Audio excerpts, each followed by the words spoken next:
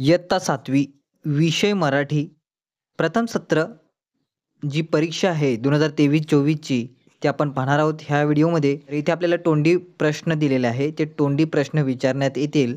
आपल्याला पाठीमागे लेखी चाचणी आपलं सुरू होते. प्रश्न क्रमांक 5 खालील परिच्छेद वाचा व विचारलेल्या प्रश्नांची उत्तरे लिहा. आपल्याला परिच्छेद दिलेला आहे तो अगदी वाचायचा आहे आणि त्याखालील प्रश्नांची उत्तरे आपल्याला लिहायची आहे. प्रश्न आहेत. मानवाने धातूची भांडी बनवण्याऐवजी सुरुवातीला मातीची भांडी का बनवली ते पर्यायातून निवडून लिहा. आपल्याला पर्याय लिहिलेला आहे ते पर्याय आपल्याला योग्य पर्याय लिहायचा आहे. हा प्रश्न आहे. तुझ्या घरी असणाऱ्या धातूंच्या भांड्यांची किमान 2 नावे लिहा. आपल्या घरी असणाऱ्या धातूंच्या भांड्यांची 2 नावे लिहायची आहे. ही प्रश्न आहेत. जिथे जिथे मानवी समाज तिथे तिथे भांडी असणारच. उतार्यात असे का म्हटले आहे. योग्य पर्याय शोधून लिहा. आपल्याला योग्य पर्याय शोधून इथे लिहायचा आहे. प्रश्न क्रमांक 6 खाली चित्र पहा व चित्राचे वर्णन तुझ्या शब्दात लिहा. तर आपल्याला चित्र दिलेलं आहे. चित्रामध्ये काय दिसते ते आपल्याला वर्णन करून इथे लिहायचं आहे.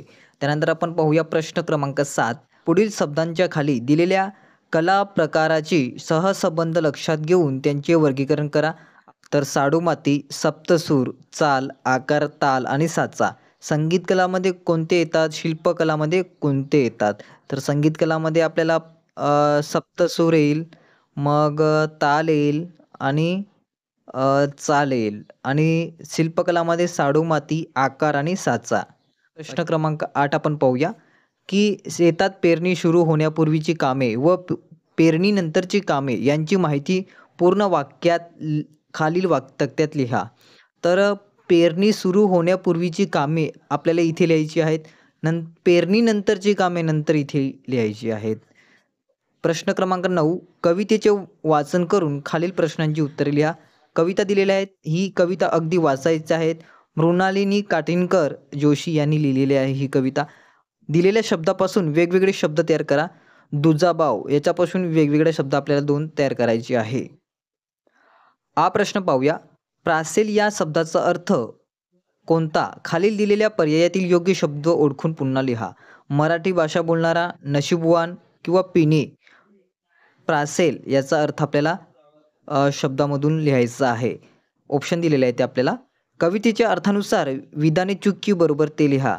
4 प्रश्न दिलेले आहेत. विधान चूक असेल तर चूक लिहूया, बरोबर असेल तर आपण बरोबर लिहूया. पहिला आहे अमृत प्यायल्यावर मराठी भाषा बोलता येईल.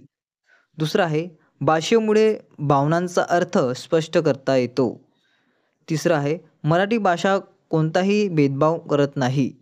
चौथा आहे मराठी भाषा परदेशात बोलली जात नाही. तर अशा प्रकारे 4 प्रश्न होते. प्रश्न क्रमांक 10 पाहूया. खालील परिच्छेद वाच आणि प्रश्नांची उत्तर लिहा. परिच्छेद दिलेला आहे आणि त्याच्याखाली प्रश्न दिलेले आहेत. ते प्रश्न आपल्याला वाचायचे आहे. प्रश्न आहे परिच्छेदात टाळाटाळ करणे या अर्थाचा कोणता वाक्यप्रचार आला आहे ते खालील पर्यायातून शोधून व लिहा. तर आपल्याला पर्याय दिलेले आहेत. 4 पर्याय आहेत. त्या पर्यायातून आपल्याला उत्तर लिहायचे आहेत. खरेदी करणे आहे, खेचत नेणे, दुर्लक्ष करणे आणि टाळी वाजवणे. अशा प्रकारे आपल्याला इथे आपल्याला पाहायचं आहे आणि उत्तर लिहायचं आहे. त्यानंतर हा प्रश्न पाहूया. खेळणी घेण्यासाठी आईकडे पैसे नव्हते तेव्हा आई म्हणाली, बाळा या दुकानात खेळणी चांगली नसतात.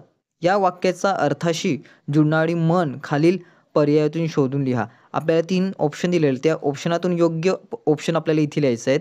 म्हण आहे नाकापेक्षा मोती जड, कोल्ह्याला द्राक्ष आंबट, अति तेथे माती. अशा प्रकारे आपल्याला ऑप्शन दिलेला आहे. प्रश्न पाहूया. वरील परिच्छेदासाठी पुढीलपैकी कोणते शीर्षक देणे योग्य होईल ते लिहा. भारतीय घटना, विक्री कायदा, ग्राहक संरक्षण कायदा. अशा प्रकारे आपल्याला देण्यात आलेले आहे. त्यानंतर आपण प्रश्न क्रमांक 12 पाहूया. तुमच्या परिसरातील सफाई कामगार व्यक्तीची मुलाखत घेण्यासाठी किमान 5 प्रश्नावली तयार करा. प्रश्नांची प्रश्नावली तयार करा. म्हणजेच आपल्या परिसरात जो काही कामगार सफाई करणारा त्याला आपण 5 प्रश्न कशा प्रकारे आपण विचारू शकता याची आपल्याला लिहायची आहे. प्रश्न क्रमांक 13 ऊस तोडणी करणाऱ्या कुटुंबातील मुलांना स्थलांतरामुळे नियमित शिक्षण घेता येत नाही. त्यांना नियमित शिक्षण घेता यावे यासाठी काय करता येईल याबाबत 5 ते 6 ओळीत तुमचे मत लिहा. खालील प्रश्नांची उत्तरे लिहा. 5 गुणाचा आहे. पहिला आहे, खालील वाक्यातील अधोरेखित शब्दाचे सढळ रूप व सामान्य रूप ओळखून लिहा. एक तरुण गावात आला. गावात याला अंडरलाईन आहे. सढळ रूप आणि सामान्य रूप आपल्याला लिहायचं आहे.